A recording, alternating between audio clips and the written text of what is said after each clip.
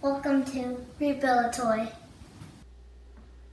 It's time for another Thank You Thursday.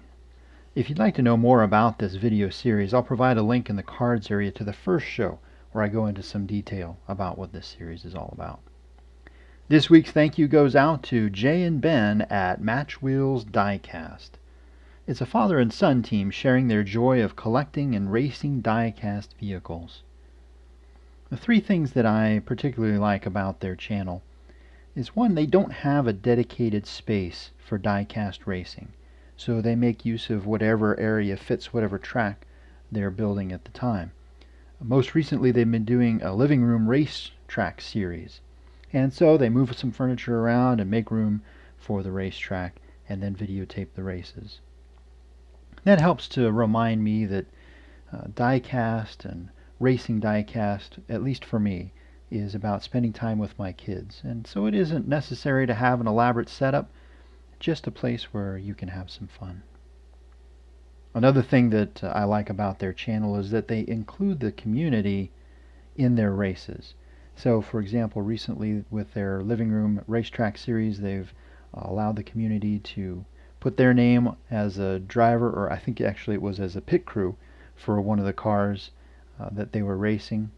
And they even gave out, planning on giving out a little prize at the end, whoever wins. So appreciate that when content creators will include input from the community.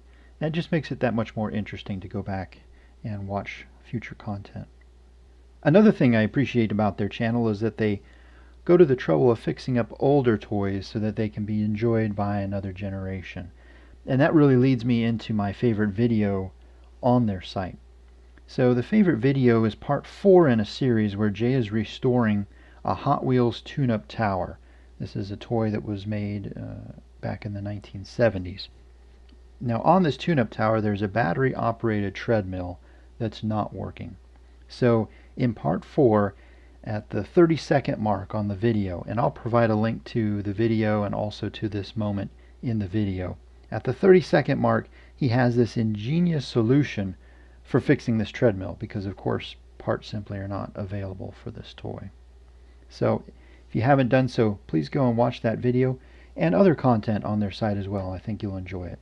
And if you haven't subscribed to their channel, please hit the subscribe button. So thank you, Jay and Ben, for sharing your love of diecast with the rest of the community.